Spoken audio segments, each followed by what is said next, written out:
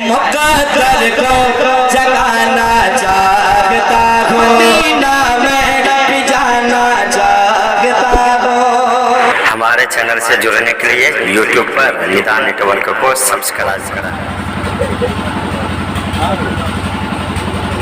السلام علیکم ورحمۃ اللہ تعالی وبرکاتہ۔ الحمدللہ نحمده ونصلي ونسلم على رسوله الكريم اما بعد۔ اعوذ باللہ من الشیطان الرجیم، بسم اللہ الرحمن الرحیم۔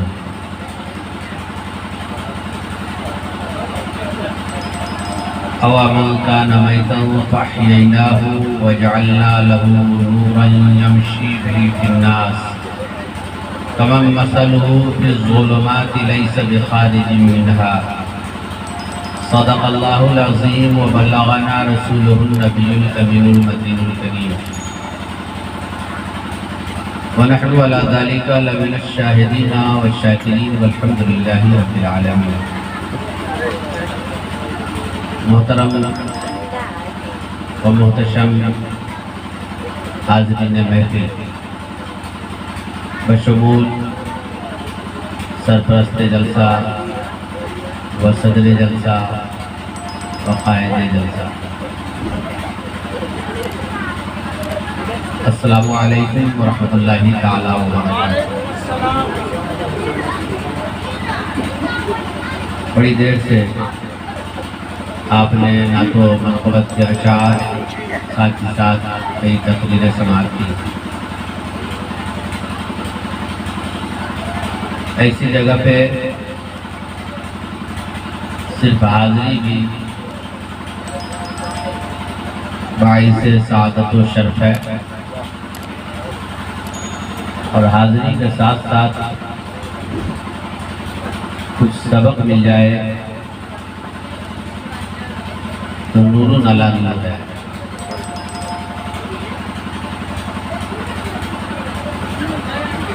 میں عام طور پہ صدر جلسہ یا بانی جلسہ کے بارے میں زیادہ کچھ کہتا نہیں ہوں، میرا اپنا مزاج ہے۔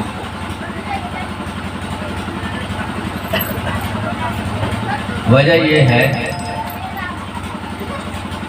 کہ صدر جلسہ کے لیے یا بانی جلسہ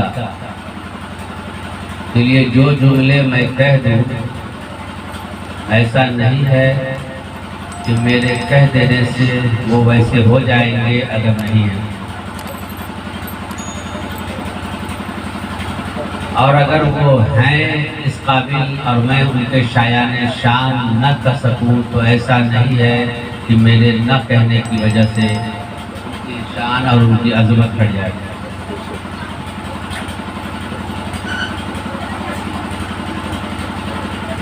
اور الحمدللہ ہم لوگ جہاں حاضر ہوئے ہیں،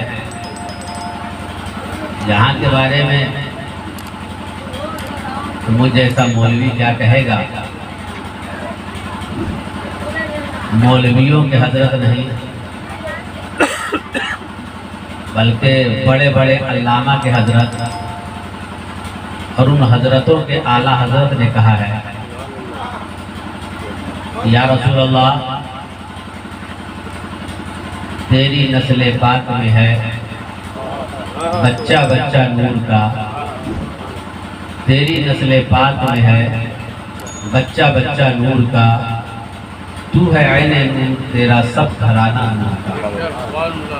یہ تو وہ گھرانہ ہے۔ مجھ جیسے مولوی پوری زندگی پڑھ لکھ کر کے بھی وہ شرف اور وہ کمال حاصل نہیں کر سکتے، اس مقام اور مرتبے تک نہیں پہنچ سکتے جس مقام اور مرتبہ کو لے کر یہ خاندان پیدا ہوتا ہے۔ یہ تو وہ خاندان ہے جس خاندان کی خیرات لے کر ہم لوگ کسی کے سامنے بولنے کے قابل ہوتے ہیں، تو اب اس خاندان کی تعریف میں کروں جس کی تعریف اور جس خاندان کے بانی کی تعریف خود اللہ تعالیٰ نے فرمائی، جس خاندان کی تعریف خود اللہ تعالیٰ نے فرمائی، جس خانوادے کا تذکرہ خود اللہ نے کیا ہو، اس خانوادے کی تعریف مجھ جیسا حقیر و فقیر کیا کر سکتا ہے؟ ہاں البتہ یہ کہ اگر کچھ جملے نکل جائیں تو یہ ہو سکتا ہے کہ یہ جملہ کل میرے لیے باعث نجات ہے، اس لیے نہیں کہ اس جملے کی وجہ سے ان کا مقام اور مرتبہ بڑھ جائے گا، بلکہ یہ اس وجہ سے کہ ان کی تعریف میں اگر زبان ہل جائے ہو سکتا ہے کہ آخرت میں اپنا کام اس کے علاوہ ہم لوگوں کے پاس ہے ہی یہ ہمارے لیے سعادت مندی کی بات ہے، جیسی پاکیزہ جگہ پہ حاضر ہوئی۔ میں نے جو قرآن مقدس کی آیت تلاوت کی ہے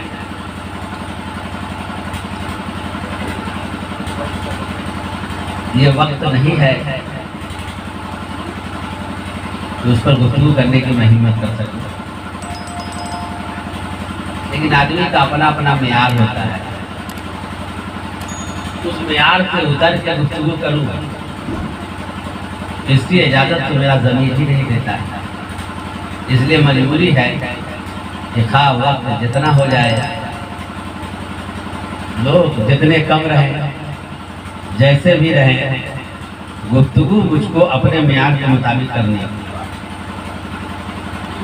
بعض احباب نے مجھے مشورہ دیا تھا کہ مولانا صاحب جس طرح کی آپ گفتگو کرتے ہیں یہ عام طور پہ عوام میں ایسی گفتگو پسند نہیں کی جاتی ہے، اس لیے آپ کی گفتگو میں کچھ واقعات ہوں، حکایات ہوں، اس سے کہانیاں ہوں، جوش ہو، اتار چڑھاؤ ہو۔ آج کی عوام یہ چاہتی ہے، تو میں ایسے احباب کو کہتا ہوں کہ اگر عوام کی خواہش کے مطابق ہی مجھ کو بولنا تھا تو میرے باپ نے بے وقوفی کی اور خود میں نے بے وقوفی کی کہ میرا باپ ہزاروں روپے میرے اوپر صرف کیا اور میں اتنا بڑا بے وقوف نکلا کہ سوکھی روٹی کھایا، جب عوام کے معیار پہ ہی اترنا تھا تو اس کے لیے ٹوٹی چٹائی پر بیٹھ کر اور سوکھی روٹی کھا کر کے قال اللہ و قال الرسول پڑھنے کی کیا ضرورت تھی؟ پھر اس کے لیے میزان الصرف اور نحویت رکھنے کی کیا ضرورت تھی؟ پھر اس کے لیے منطق و فلسفہ میں دماغ کھپانے کی کیا ضرورت تھی؟ پھر اس کے لیے فقہ اور اصول فقہ، حدیث اور اصول حدیث اور تفسیر پڑھنے کی کیا ضرورت تھی جب انہی کے معیار کے اتر کے گفتگو کرنا تھا؟ اس لیے میں نے یہ تعلیم اس لیے حاصل نہیں کی ہے کہ ان کے معیار پر اتر کے گفتگو کروں، میں نے تعلیم اس لیے حاصل کیا ہے کہ میں اپنے معیار کے لائق اپنے سامعین کو بنا سکوں۔ ہاں یہ ہو سکتا ہے کہ اس میں وقت لگے گا، لیکن جب یہ میرے معیار پہ اتر جائیں گے تب کہا جائے گا کہ ہاں علمی میدان میں کچھ کام ہوا ہے، تب کہا جائے گا کہ علمی ماحول ہے۔ یہی وجہ ہے کہ میں یہ کبھی نہیں کہتا ہوں کہ اہل دانش کا مجمع ہے، اہل علم کا مجمع ہے، بے وقوف بنانا ہے۔ یہ کہا جائے پڑھے لکھے لوگوں اور پڑھا لکھا مجمع ہے ماشاءاللہ، اور اس کے درمیان میں گفتگو کر رہا ہوں، میں یہ نہیں کہتا ہوں۔ ہاں جس دن لگنے لگے گا، جہاں لگنے لگے گا وہاں کہا جائے گا کہ اگر ان لوگوں کو یہ جو دین کی بنیادی باتیں بھی نہ سمجھتے ہوں اور ان کے لیے یہ کہا جائے کہ پڑھا لکھا مجمع ہے، تو پھر سوچئے کہ ہمارے علم کا حال کیا ہوگا۔ تو بہرحال یہ ایک مزاج ہے اپنا، اور مجھے اپنے اسی مزاج کے مطابق چند منٹ کی گفتگو آپ حضرات سے کرنی ہے۔ میں یہ نہیں کہتا کہ آپ میری گفتگو بالکل ہی نہیں سمجھ سکتے ہیں، آپ میں سے بعض حضرات کو بآسانی سمجھ لیں گے، بعض حضرات اگر توجہ دے دیں تو میں امید کرتا ہوں کہ آپ بھی بہت حد تک سمجھ سکتے ہیں۔ اس سے فرق نہیں پڑتا ہے کہ لوگ کم ہیں، جتنے ہیں اگر وہی سن لیں تو ہو سکتا ہے کہ ان کا بھی فائدہ ہو جائے اور خود میرا بھی فائدہ ہو جائے۔ تو آئیے درود پاک پڑھتے ہیں۔ اللہم صلی علی سیدنا شفیعنا حبیبنا مولانا محمد النبی الکریم وعلی آلہ و بیتہ و اصحابہ اجمعین۔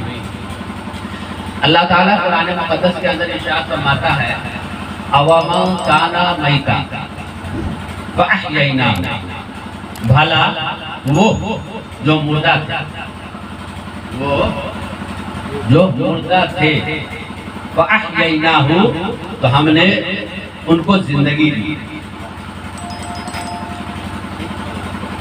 وجعلنا لہ نورا اور ہم نے ان کے لیے نور عطا کیا، ہم نے ان کو نور دیا، یمشی بہ فی الناس، جس نور کو لے کر وہ لوگوں کے درمیان چلتے ہیں۔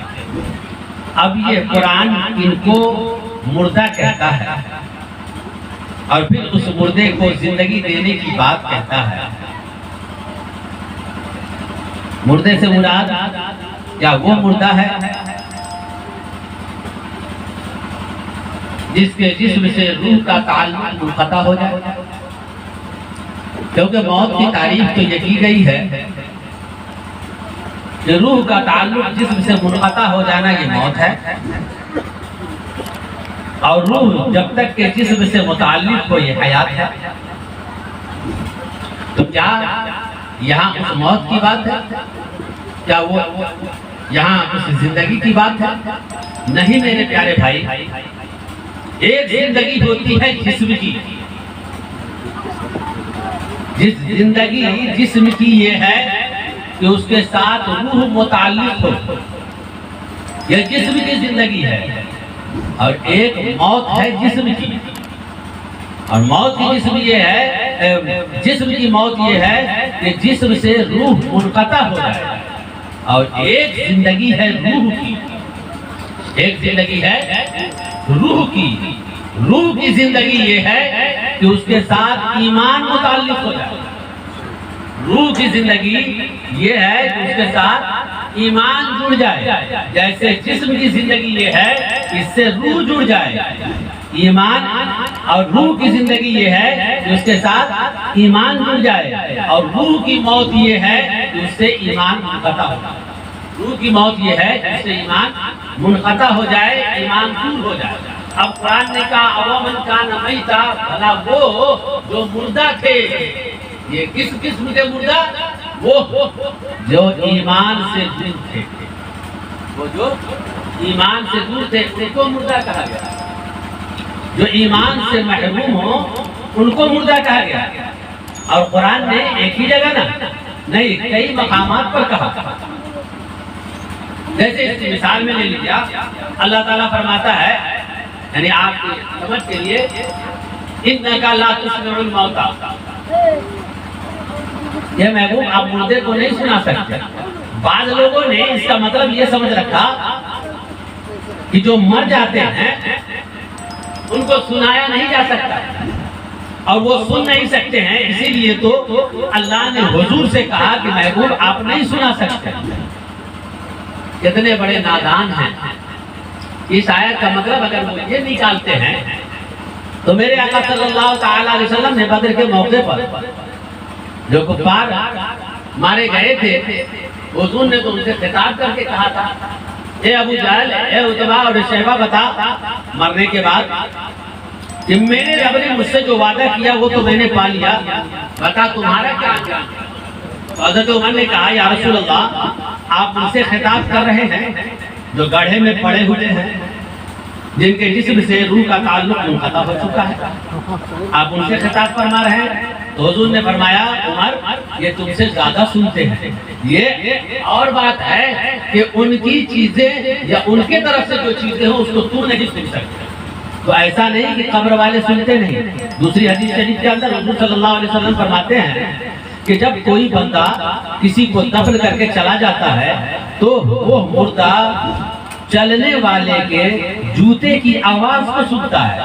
صاحب یہ مرنے والا قبر کے اندر رہنے والا جوتے کی آواز سن لے، پھر اگر کوئی وہ عام انسان کے بارے میں ہے، تو اب کوئی غلام نبی پاک پر درود پڑھے تو کیا حضور نہیں سن سکتے؟ تو یہ تو سرے سے باطل ہے کہ مردہ سنتا نہیں۔ تو حضور صلی اللہ تعالیٰ علیہ وسلم سے جو کہا گیا آپ مردے کو نہیں سنا سکتے، وہاں بھی مردہ سے مراد وہی ہے جو ایمان سے محروم ہو گئے۔ قرآن نے ان کو مردہ کہیں پہ کہا تو قرآن نے ان کے کان کو بہرا کہا، اور قرآن نے ان کی آنکھ کو اندھا کہا، قرآن نے زبان رکھنے کے باوجود ان کو گونگا کہا۔ یہ وہ لوگ ہیں کہ جو ایمان سے محروم ہو چکے ہیں۔ حضور صلی اللہ تعالیٰ علیہ وسلم نے لوگوں کو دعوت دی، بہت سے لوگ منکر ہوئے، حضور اپنی دعوت جاری رکھے ہوئے تھے۔ تو ایک مرتبہ انہیں میں سے کچھ لوگوں نے کہا، ابو جہل، عتبہ و شیبہ جیسے لوگوں نے، اے محمد ہم آپ پر ایمان لے آئیں گے اگر آپ میری ایک بات مان لیں، میری ایک شرط ہے، اگر اس کو آپ نے پوری کر دیا تو ہم لوگ ایمان لے آئیں گے۔ حضور نے فرمایا بتاؤ تمہاری شرط کیا ہے؟ کہا وہ درخت دیکھ رہے ہیں؟ کہا دیکھ رہا ہوں۔ کہا اس درخت کو آپ اپنے پاس بلا لیجئے تو ہم لوگ ایمان لے آئیں گے۔ حضور صلی اللہ تعالیٰ علیہ وسلم نے درخت کی طرف اشارہ کیا، درخت جڑ سے اکھڑا اور بارگاہ مصطفیٰ میں آ کر کے سلامی پیش کی۔ حضور نے فرمایا اے ابو جہل، اے عتبہ و شیبہ، کیا اب مانتے ہو کہ میں اللہ کا نبی ہوں؟ اب تو ایمان لے آؤ۔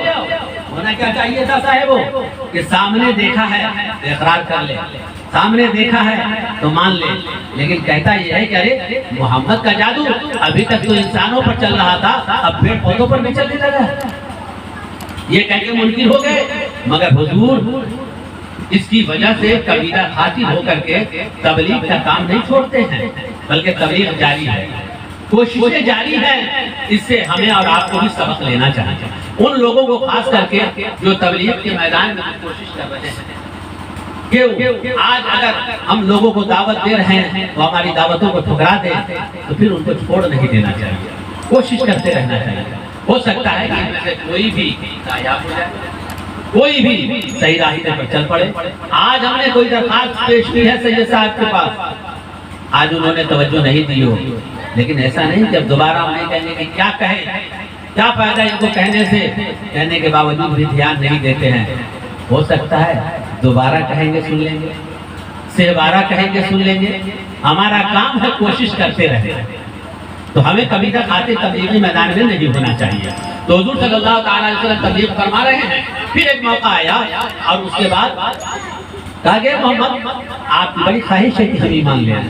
کہا ہاں خواہش تو یہی ہے، کیونکہ میں آیا ہی اسی لیے ہوں کہ لوگوں کو اللہ کی معرفت کراؤں، لوگوں کو اللہ کی پہچان کراؤں اور سب کو ایک خدا کی عبادت کی دعوت دوں۔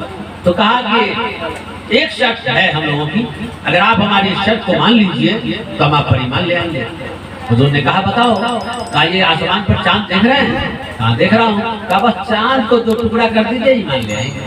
حضور نے انگلی کا اشارہ کیا، چاند 2 ٹکڑے ہو گئے۔ چاہیے تھا کیا کہ دیکھا ہے تو ایمان لے آئیں، چاہیے تھا کیا کہ آنکھوں سے دیکھا ہے تو زبان سے اقرار کر لے، لیکن کہتے ہیں ارے محمد کا جادو تو ابھی تک پیڑ پودے پر چل رہا تھا، انسانوں پر چل رہا تھا، یعنی زمین والوں پر چل رہا تھا، اب آسمان پر بھی چلنے لگا۔ یہ انکار کر گئے حضور صلی اللہ تعالیٰ علیہ وسلم۔ اب قبیلہ خاطر ہوئے، غمگین ہوئے کہ ان کو کیسے دعوت دوں، انہیں کیسے تبلیغ کروں، کس طرح سے بلاؤں۔ جو دعوت دینے کے طریقے ہیں ان کو دعوت بھی دے رہا ہوں، نرمی سے پیش بھی آ رہا ہوں، پیار محبت کے ساتھ پیش بھی آ رہا ہوں، اور ان کے جو مطالبات ہیں ان مطالبات کو پورا بھی کر رہا ہوں، جس کو معجزہ کہا جاتا ہے، لیکن اس کے باوجود یہ مانتے نہیں ہیں۔ حضور صلی اللہ تعالیٰ علیہ وسلم قبیلہ خاطر ہوئے، اللہ نے جبرائیل امین کو بھیج دیا، کہا جبرائیل جاؤ میرے محبوب کو تسلی دو، محبوب آپ کی تبلیغ میں کوئی کمی نہیں ہے، محبوب آپ کے کمالات میں کوئی کمی نہیں ہے، تو مولا پھر یہ ایمان لاتے کیوں نہیں ہے، پھر یہ میری باتوں کو مانتے کیوں نہیں ہیں؟ تو اللہ تعالیٰ فرماتا ہے محبوب تب آپ کی تبلیغ میں کمی نہیں، آپ کے کمالات میں کوئی کمی نہیں، اصل خرابی ان کے دل میں ہے، فی قلوبہم مرض فزادہم اللہ مرضا، اللہ نے ان کے دل میں بیماری رکھی ہے اور وہ دل ان کا بیمار ہو گیا ہے۔ اب دل کی بیماری کی کیفیت یہ ہے، دل کی بیماری کی حالت یہ ہے، یہ آنکھ رکھتے ہوئے اندھے ہو گئے ہیں، یہ زبان رکھتے ہوئے گونگے ہو گئے ہیں، یہ کان رکھتے ہوئے بھی بہرے ہو گئے ہیں۔ تو قرآن نے کہا सुम्मुम बुकमुन उम्युन फहुम ला यरजिऊन, ये अंधे हो गए हैं, ये गूंगे हो गए हैं, ये बहरे हो गए हैं। मौला ये अबू जहल है जिसको एक जमाने में तो अबुल हिकम कहा जाता था, और तू कहता है कि ये गूंगा है।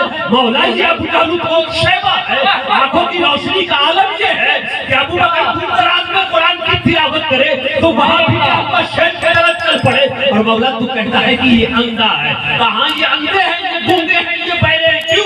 इसलिए कि जिस्म की आंख की रोशनी ये है कि ये पेड़ पौधों को देखे, रूह की आंख की रोशनी ये है कि वो हक को देखे, जिस्म की जुबान की ताकत ये है कि ये ज़ाहिरी वज़ाहत करे, और रूह की जुबान की ताकत ये है कि अल्लाह की वहदानियत की सदाए बुलंद करे, रसूल की रिसालत की गवाही दे।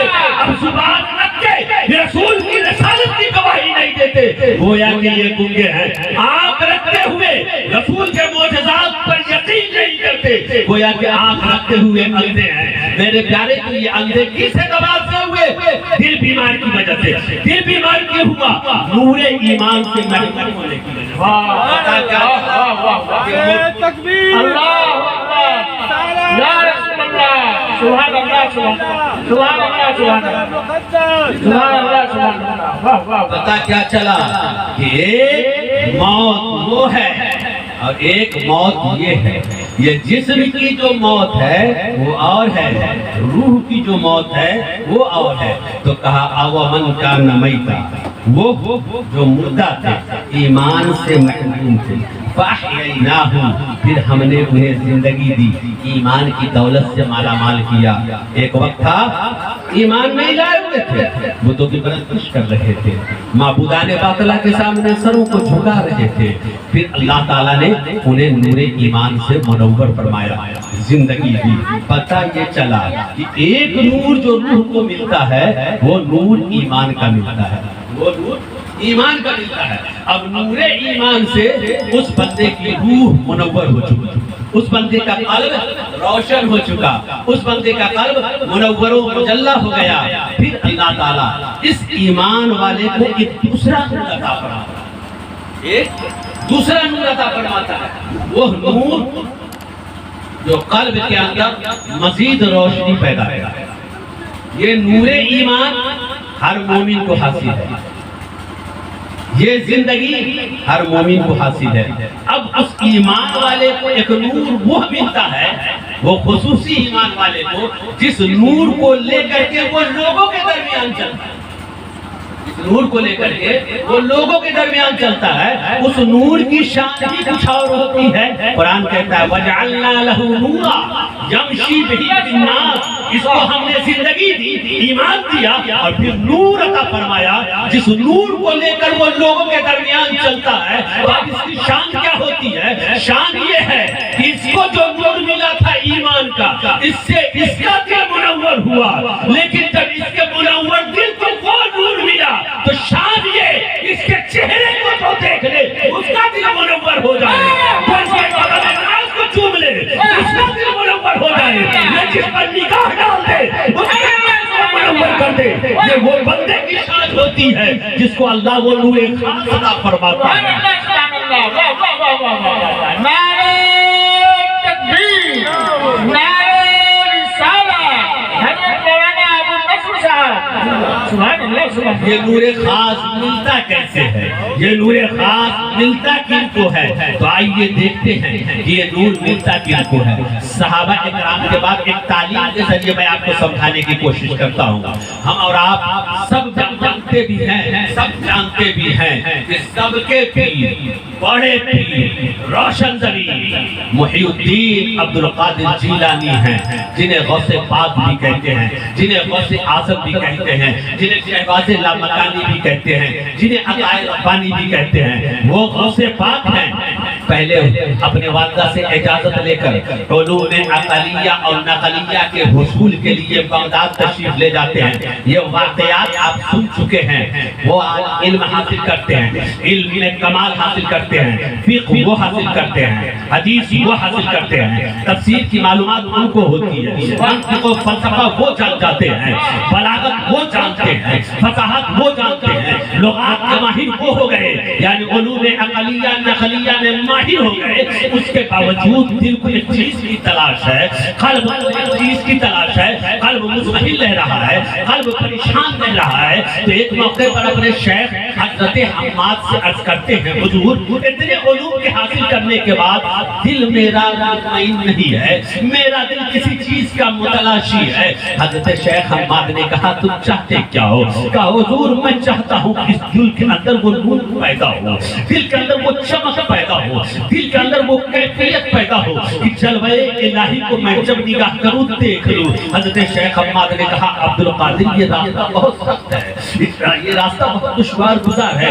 کہا حضور جو بھی ہو لیکن مجھے یہ کیفیت چاہیے، میرے قلب کو اسی کی تلاش ہے۔ کہا اگر عبدالقادر اس کے لیے تم تیار ہو تو سن لو، اس کے لیے تمہیں ایک خاص جگہ پہ رہنا ہوگا، آشے جو یعنی جو کے چنے کے برابر تمہاری غذا ایک وقت کی ہوگی، چند قطرے پانی کے ہوں گے، وہ غذا کم اس لیے ہوگی کہ جو زیادہ کھاتا ہے وہ زیادہ سوتا ہے، اور زیادہ سوتا بھی ہے لیٹنگ بھی زیادہ بن جاتا ہے، قضائے حاجت کی ضرورت اس کو زیادہ پڑتی ہے، تو پیشاب پخانا جانے آنے ہی میں وقت سب ہو جائے گا، تو راہ سلوک کیسے طے کرو گے؟ اس لیے راہ سلوک کی منزل طے کرنے کے لیے سلوک کی منزل طے کرنے کے لیے اس راہ پر چلنے کے لیے پہلا سبق یہ ہے کہ خوراک کم ہو، کم کھاؤ تاکہ حاجت کم پڑے، وقت تیرا یہی بیکار میں نہ گزرے۔ کیسے ہیں وہ لوگ جو بیٹھ کر کے اپنے وقت کو یوں ضائع کرتے ہیں؟ اللہ کے ولیوں کی حالت یہ تھی کہ وہ کھانا بھی کم کھاتے تھے، پانی بھی کم پیتے تھے، یہ پینا اسی لیے کم ہوتا تھا کہ کم پییں گے پیشاب کی ضرورت نہیں ہوگی، جانا نہیں پڑے گا، ہر وقت اللہ اللہ میں لگے رہیں گے، کم کھائیں گے حاجت نہیں پڑے گی، حاجت کی ضرورت نہیں ہوگی، قضائے حاجت کے لیے جانا نہیں ہوگا، ہر وقت اللہ اللہ میں لگے رہیں گے۔ وہ اتنا وقت بچایا کرتے تھے اور ہم اتنا زیادہ وقت ضائع کرتے ہیں کہ بڑے ہوئے ہیں، اذان ہو چکی ہے، گپ شپ میں لگے ہوئے ہیں۔ ہماری حالت یہ ہے پورا وقت ہمارے پاس بچا ہوا ہے لیکن اللہ اللہ کرنے کے لیے ہمارے پاس وقت نہیں ملتا ہے۔ ہماری حالت یہ ہے دن بھر تاش میں جوئے میں دیگر خرافات میں ضائع کرتے ہیں، میٹنگ میں فلانے ٹھکانے دنیا کی چیزوں میں ہم وقت ضائع کرتے ہیں، مگر قرآن کی تلاوت میں ایک رکوع پڑھنے کے لیے ہمارے پاس وقت نہیں ہے۔ ذرا سوچے اور غور کریں، وہ غوث پاک ہیں تو کہا کہ تمہاری غذا بھی اتنی قلیل ہوگی، تمہارا پانی بھی اتنا کم ہوگا، اور جگہ اتنی کہ صرف کھڑے ہو سکتے ہو، ہاتھ اگر اٹھا دیے تو جو کھاٹ ہے جو اس پر سائبان ہے اس سے ٹچ ہو جائے، اور لمبائی اتنی کہ صرف رکوع سجدہ کر سکو، پاؤں پھیلاؤ گے تو سر نہیں پھیلا سکتے، سر پھیلائے تو پاؤں نہیں پھیلا سکتے، یہ جگہ کم کیوں؟ اس لیے اگر لمبی جگہ دے دی جائے، فراوانی کی جگہ دے دی جائے تو ہاتھ پاؤں سیدھا کرنے آدمی جاتا ہے، پورا سیدھا ہو جاتا ہے 8 گھنٹہ کے، نہیں سمجھے؟ تھوڑا سا بہت کم ہے، تھوڑا سیدھا ہو لیتے ہیں، اس لیے جس کو فکر ہو کام کی اس کو پاؤں پھیلا کر نہیں سونا چاہیے۔ ٹرین میں بیٹھے بیٹھے سن، بس میں بیٹھے بیٹھے سن، یہی کافی نہیں، زیادہ کان ہاتھ پھیلا کر سوئے تو 8 گھنٹہ سے پہلے نہیں۔ بزرگوں کے یہاں معمولات میں اب تو وہ رسمی چیزیں رہ گئی، ہمارے یہاں خانقاہوں میں وہی ہوتا تھا صاحب، 50 آدمی 50 مرید اور خادم تھوڑی سی جگہ میں کیسے رکھتے رہے؟ وہ لوگ کیسے چلا کر رہے ہیں؟ ولایت کی منزل پر کیسے پہنچ رہے ہیں؟ اب آج خانقاہ میں لوگ جاتے ہیں، مسجد میں جاتے ہیں، اچھا انتظام حضرت نہیں کیا، دیکھیں کہاں پر ہم آ گئے، کہاں گدا نہیں ہے، فلانا چیز نہیں ہے، بیکاری چیز نہیں ہے، یہ تلاشیں ہے نہیں؟ تو خانقاہ میں بھی خانقاہ کی حالت نہیں ہے، خانقاہ بھی برائے نام اللہ کرے کہ جو خانقاہ تھی اس کی کچھ جھلک ہمارے یہاں بھی ہو تو بہرحال تو وہ کہا کہ یہی جگہ ہے نہیں، کیوں؟ تاکہ پہل کر سونا، جب سوئیں گے نہیں تو وقت کس میں لگے گا؟ زیادہ تر عبادت، ذکر و اذکار ہے نہیں، کار خیر، میرے پیارے بھائی چاہیے تو کہا کہ ٹھیک ہے. اب وہ ذکر و اذکار میں لگے رہے. چند دنوں تک وظیفہ کرنے کے بعد اب ان کے شیخ نے پوچھا وقت اتنا ہو گیا ہے تاکہ نیند کا اثر ختم ہو. بابو چائے اور لوگوں کو لا کر کے دیتے ہیں. درود پاک پڑھ لیجیے. اللہم صلی علی سیدنا شفیعنا حبیبنا مولانا محمد انتقل القلوب ودوائها وعافیت الابدان وشفائها صلاۃ و سلام علیک یا سیدی یا رسول اللہ صلی اللہ تعالی علیہ وآلہ وسلم.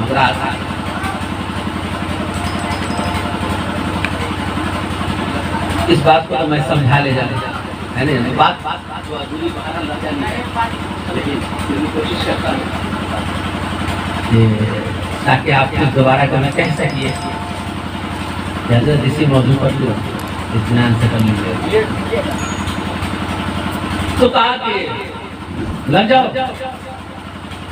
حضرت غوث پاک لگے ذکر و اذکار فرائض واجبات کے بعد جو وقت بچ رہا ہے اللہ اللہ میں جو شیخ نے سکھایا ہے استغفار کے لیے استغفار لگے. آج تو حالت یہ ہے کہ ہم ان سے کہتے ہیں صاحب آپ نے جو یہ جملہ کہا یہ نہیں کہنا چاہیے, توبہ کیجیے. ارے بےعزت کر دیا ہم کو توبہ کرنے کے لیے کہہ دیا. ایسے لوگ ہم کو توبہ کرنے کے لیے کیسے کہتے ہیں؟ سمجھتے ہیں کہ توبہ کرنے سے عزت گھٹتی ہے. یاد رکھیے جو بندہ جتنا زیادہ توبہ کرتا ہے اس کی عزت اور عظمت اتنی ہی زیادہ بڑھتی ہے. یہ بڑی بیوقوفی کی بات ہے کہ آدمی یہ سمجھ رکھا ہے کہ توبہ کرنے سے ہماری شان گھٹ جاتی ہے. شیطان ہے, ان کو شیطان کا حاوی نہیں کوئی. میرے آقا صلی اللہ تعالی علیہ وسلم گناہوں سے معصوم, گناہوں سے معصوم, گناہ کا صدور حضور سے محال, تمام نبیوں سے محال.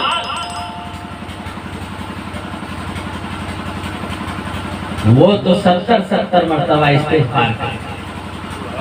اور یہ 70 کا لفظ جو آتا ہے نا صاحب عربی کے اندر 70 گنتی کی حد بتانے کے لیے نہیں بلکہ عربی میں 70 بول کر کے کثرت مراد ہے. قرآن میں اولا تستغفر لهم 70 مرہ فلن یغفر اللہ لهم ذلک بانہم, کہ اس میں جو کہا گیا کہ آپ 70 مرتبہ استغفار کریں, ان کے لیے آپ 70 مرتبہ استغفار کریں یا نہ کریں اللہ تعالیٰ ان کو نہیں بخشے گا. تو یہاں 70 سے کیا مراد ہے کہ 70 مرتبہ استغفار کریں تو اللہ نہیں بخشے گا, تو 72 مرتبہ کر لیں, 75 مرتبہ میں بخشے گا. یہاں کثرت بتانی ہے ان کفار کے لیے, کفار مکہ کے لیے, کفار کے لیے کروڑوں مرتبہ مرنے کے بعد کروڑوں مرتبہ ان کے لیے استغفار کیا جائے, ان کی بخشش نہیں ہوئی. تو حضور صلی اللہ تعالی علیہ وسلم کثرت سے استغفار کرتے تھے. کیوں؟ اس لیے استغفار کرنا یہ اللہ کو بہت پسند ہے کہ بندہ اپنے آپ کو آج ظاہر کر رہا, اپنے آپ کو آج ظاہر کر رہا ہے, اس کی شان تو بہت بلند ہے, لیکن وہ اللہ کے سامنے عاجزی کا اظہار کرتا ہے تو اللہ اس کی شان کو اور بلند فرماتا ہے. تو اس لیے استغفار کثرت سے کرنا چاہیے, اس سے درجات ملتے ہیں. تو ہم لوگوں کو بھی اگر کوئی عالم کبھی کہے کہ جناب والا آپ سے یہ غلطی ہو گئی ہے توبہ کر لیجئے, تو شیطانی چال پر چلتے ہوئے یہ نہ کہیے یہ مولوی 5000 کمانے والا ہم کو کہتا ہے کہ توبہ کر لیجئے. ہرگز نہیں, بلکہ ان کا ہاتھ چومیے, فوراً توبہ کیجئے. حضرت آپ کا احسان ہے کہ ہماری غلطی کا احساس دلا دیے کہ آج موقع مل گیا کہ میں اللہ کی بارگاہ میں توبہ کر رہا ہوں. اگر بغیر توبہ کیے مر گیا ہوتا تو پھر قبر میں جو عذاب ہوتا اس کو کون برداشت. اس لیے میرے پیارے بھائی کثرت سے کرنا چاہیے. تو غوث پاک رضی اللہ تعالیٰ نے اپنے مذاہب میں لگے ہوئے ہیں. ہمارے بزرگوں کے آپ مذاہب کو پڑھیے, ان کے معمولات کو پڑھیے. حضرت مولانا غلام احمد رضا صاحب سلسلہ تاریخیہ سے بھی وابستہ ہیں, الحمدللہ وہ سلسلہ رضویہ سے بھی وابستہ ہیں, شمس الاولیاء کے اور بہت بڑے عاشق بھی ہیں الحمدللہ. آپ سلسلہ کی تعلیم میں بھی دیکھ لیجئے گا کہ ہر مرید کو جو تعلیم دی جاتی ہے کہ بسم اللہ الرحمن الرحیم پڑھنا ہے 200 مرتبہ، لا الہ الا اللہ محمد رسول اللہ پڑھنا ہے 200 مرتبہ، استغفر اللہ ربی من کل ذنب واتوب الیہ پڑھنا ہے 200 مرتبہ، لا حول ولا قوت الا باللہ العلی العظیم پڑھنا ہے 100 مرتبہ، یہ جب درود شریف پڑھنا ہے 500 مرتبہ، یہ روزانہ معمول میں رکھنا ہے بابو، یہ کثرت سے کرایا جاتا ہے۔ مقصد کیا ہوتا ہے تو آپ تھوڑا سا سمجھ لیجئے کہ غوث پاک سے کہا گیا کہ چلیے لگ جائیے، لگ گئے 40 دن کیا، اس کے بعد ان کے شیخ آئے عبد القادر کچھ پائے کچھ نہیں، کیا کہا حضور کچھ نہیں،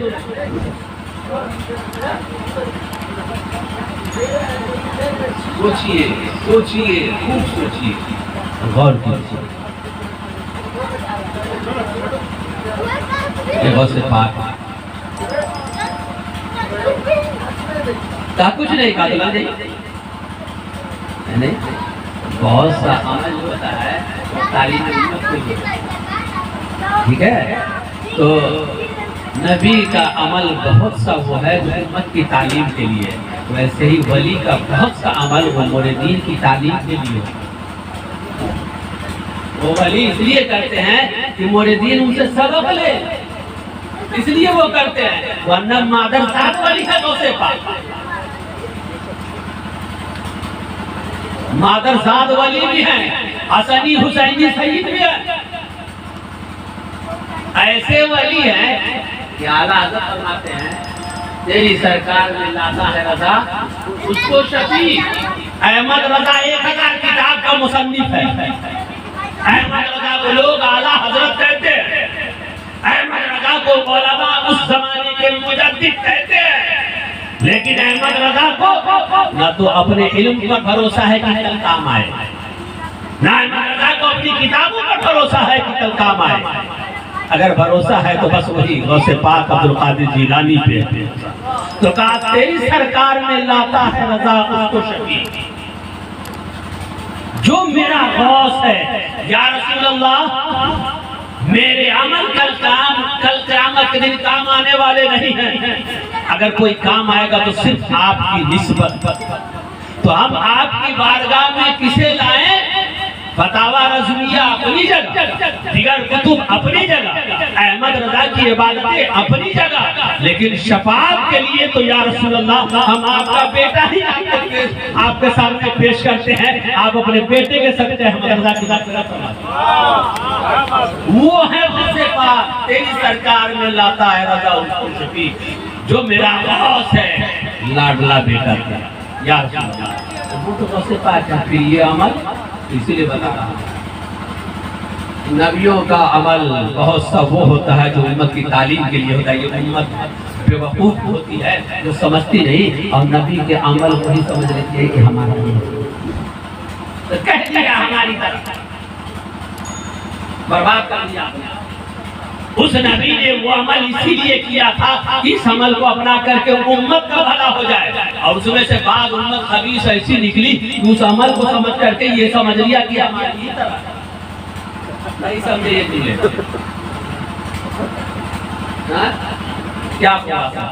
تو ایسے ہی غوث پاک کے اعمال ہیں، کلے کر کے کوئی مریض نے یہ کہہ دے کہ حضرت کو نہیں ملا تھا 40 دن کے بعد بھی کچھ نہیں، ہم تک 3 دن حضرت کا ایک پیر صاحب کا ہاتھ پکڑے اچھو میں، کہا کہ بولو کہاں تک پہنچے، کہا کہ ابھی یہاں تک پہنچے، پھر سینے سے لگائے، کہا کہاں تک پہنچے، آسمان تک پہنچے، کہا غوث پاک کو 40 دن میں کچھ نہ ملا، ہم تو سینے سے لگے پیر صاحب تو وہاں تک پہنچ گئے۔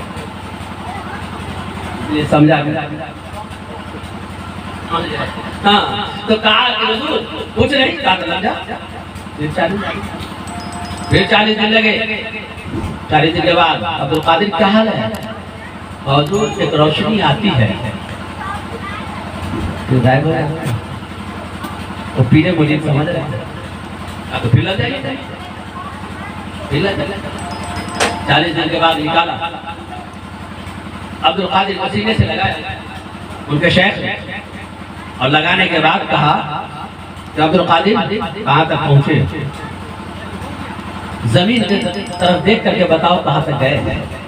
ایک بار نگاہ ڈالی اور یہ کیفیت ڈال دیا، دل کی طرف توجہ دیا، کہا کہ بتاؤ کہاں تک پہنچے، حضور ساتوں زمین کے طبق یوں روشن ہیں کہ جو پوچھے وہ سب میں بیان کروں. پھر سینے سے لگایا تھا آسمان کی سیر کرو بتاؤ کہاں تک پہنچے. حضور یہیں سے لوح محفوظ دیکھ رہا ہوں. ارے گرام لوح محفوظ دیکھ رہا ہوں. اب آپ بتائیے کس دوربین سے لوح محفوظ دیکھ رہے ہیں؟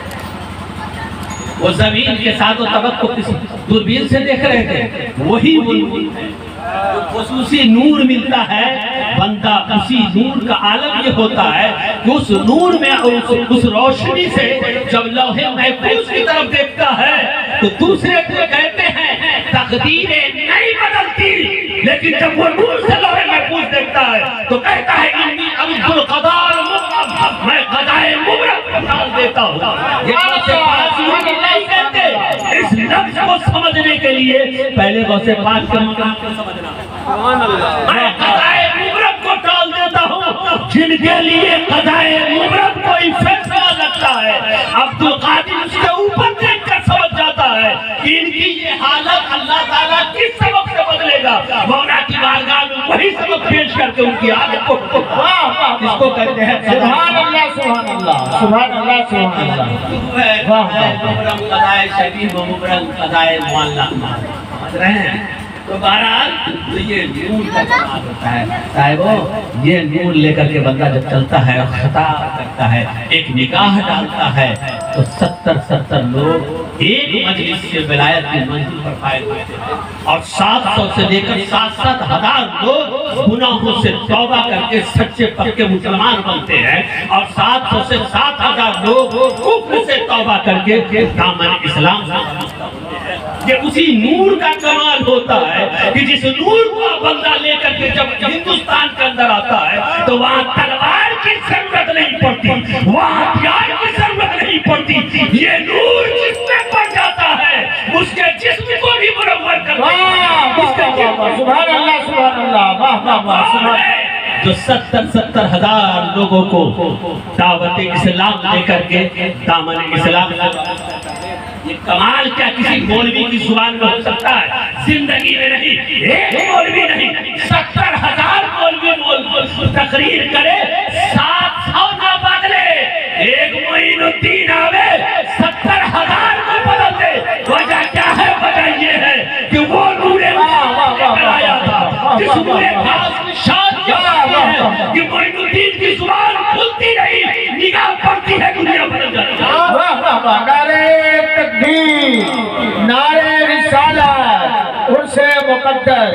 واہ واہ واہ واہ سبحان اللہ. انہی نفوس قدسیہ میں سے ایک شخصیت ہمارے اور آپ کے ہاں آئی ایک زمانے میں.